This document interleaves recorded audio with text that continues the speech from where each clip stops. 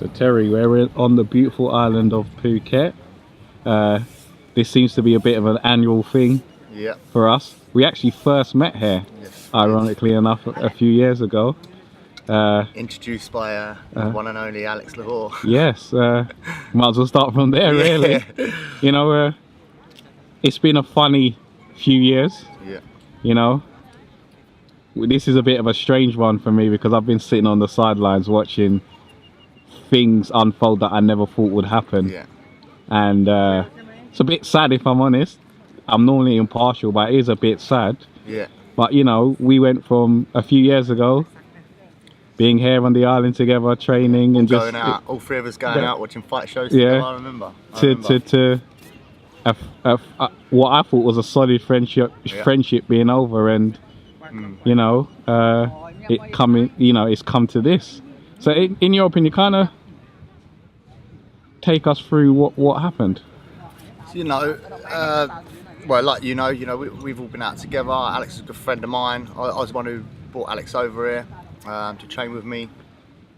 He introduced me to you, and yeah, it all took us up to a night of me winning the British title. We were friends, and maybe it was the fact that I called Nathan Jones out rather than him, or the fact that he see me as a direct threat, that I was in contention for the world title, and he knew he was fighting for it. Who knows? I don't know what it is, but from that day we sort of parted ways, and Alex just seems to be getting more and more emotional and more aggressive towards me and everyone else is associated with me, and cutting a lot of ties, burning a lot of bridges. Anyone that seems to have an opinion on me or the fight, he seems to be turning on. Recently he's turned on Brad Pickett, one of UK's original and best. So yeah, Alex is burning a lot of bridges with a lot of people, and no one seems to know why. Because it is a weird one, because I can remember you mentioned us going out to the fights. It was 2 years ago, this past Sunday, I believe. We was at the boxing stadium. I mean, us all three sitting together, and you guys kind of knew what the future held, give or take a win. You'd both be signed to, you know, a major European promotion, whether it be BAMMA or Cage Warriors. It looked likely BAMMA, I think, for both of you, is fair to say. I was in talks with BAMMA at the time, and I think Alex was a win away from away from sort of signing with one of the big promotions. So, and then since then he's signed for BAMMA, and you know, we said on that night, didn't we? So that if both of us end up signing for the same promotion, that we would just get on with it and fight like the professionals that we're supposed to be. Unfortunately, Alex don't seem to be behaving very professional, and has took it to heart, and whether it's nerves or what, I don't know, but Alex has took a turn for the worst, in my opinion, and you know, seems to be not behaving like the champion he should be. Because I remember on that night in particular, it's weird because I remember it like it was yesterday. Not to quote you both verbatim, but basically what was said was, we're both going to sign for the same promotion, we're going to be competing in the same weight class. Whoever gets to the title first, we're friends. It's a fight, we're professional, you know, we respect, we train with each other, and you know, good luck. And do you know what, that's still my opinion. So now, you know, I'm a professional. I said to you earlier on, you know, it's quite upsetting that it's turned out like this. I think Alex seems to think he's a lot bigger and better than he is at the moment, and you know, BAMMA's an amazing promotion. It's the biggest promotion in Europe by far. They're doing amazing things, but at the end of the day, he's not the best. You know, he's behaving like he's the best in the world, and you know, he's burning a lot of bridges by behaving like that. And certainly with friends, and you know, a lot of guys in the media, especially the guys that are doing the media, he seems to be falling out with and insulting a lot of people. So, you know. So, now, without trying to get at Alex too much, because I've inadvertently been accused of favoritism in the past, which is ironic, given how most people know how I am when it comes to that specific thing.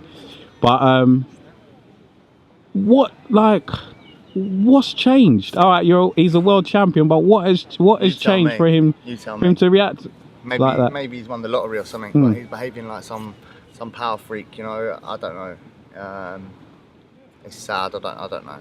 But you know, want to take this win away from Alex, or, you know, when I break this winning streak that he's on and take that world title away from him, maybe it might bring him back down to earth. If you're not humble in this sport, you will be humbled. And I'll humble Alex on March the 9th. You know, and I think whether Alex, playing devil's advocate, whether he means to or not, unfortunately, he's given off the impression of lacking humility at the moment. Yeah. You know? Yeah, I said earlier, and I'll say it again, this is not, from what I've seen, those around him, how they conduct themselves. No. So it's even stranger to see this panning out how it is. And don't get me wrong, sometimes in life, and I'm not saying this is the case, you get the wrong end of the stick at someone. Sometimes someone can come across as the bad guy and they're not actually the bad guy. Do you know what? But it just... Yeah, I did think it was a case of maybe what he's saying in French in his head and he's translating it into English is not coming across right. But he's just said so much now that I don't think it's not that, you know. It's genuinely just coming from him, and you know, I honestly believe his management aren't like that. You know, Sid's not like that. His coaches at New Wave aren't like that. I know he's not training there at the moment for this fight.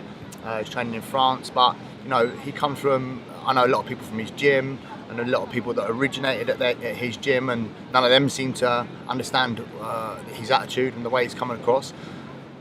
You know, it's the path he's chosen, and he's behaving the way he wants to behave, and there's nothing they can do about that. Alex is his own person. He's a very strong-minded person, so I can't imagine any of them can talk him around to being to apologising to anyone he's upset or anything like that. So, you know, let Alex dig himself a grave, and I'm going to put him in it.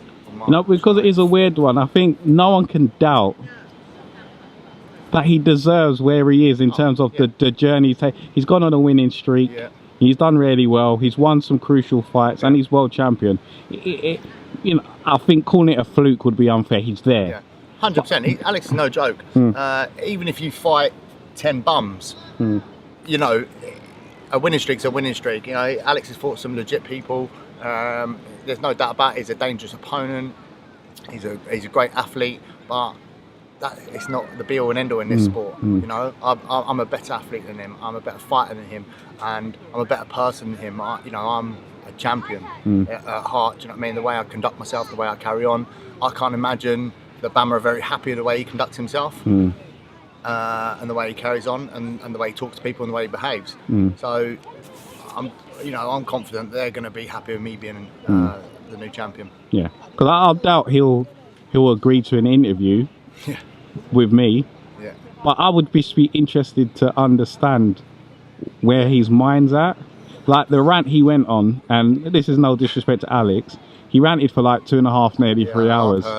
And someone in my profession, I think at the time he was so far gone and so angry for whatever reason, that when people know what they're talking about, just in general, offer you advice. He just contradicts himself. Like I'll give you an example. Like when he was doing this live stream saying, I'm not fighting. If I don't fight in Newcastle, I'm not fighting. BAMMA can't use my image without my permission. I messaged him and said, actually, if you're a signed BAMMA fighter, they have rights to your likeness. And exactly. So to promote... As a world champion of any promotion, you should be in a position or confident enough to fight anyone in that division of that promotion or in the world. You know, I'm a British champion. I will fight any welterweight that BAMMA hold, any of the promotions in Europe hold. I will fight any of the welterweights, and I'll confidently beat them. And you know, unfortunately, Alex tried running from me. He tried not signing, but here we are. He signed. Whether he got made to or he had a change of heart, I don't know, but he signed, and the fight's happening. Yeah, because I just found it, like I said, we're going to move on and we're going to talk about the actual fight itself. But I think that kind of that situation typified what people perceive as a massive change in Alex, because people actually don't have a vested interest. Because to be honest with you, like I said, I don't have no interest in what Alex does. Do you know what I mean? But if I'm telling you, for example, if you're a signed, contracted BAMMA fighter, they have the rights to use your images to promote their brand. He says a lot of stuff he's unsure about. Yeah, exactly. And he should, you know, he should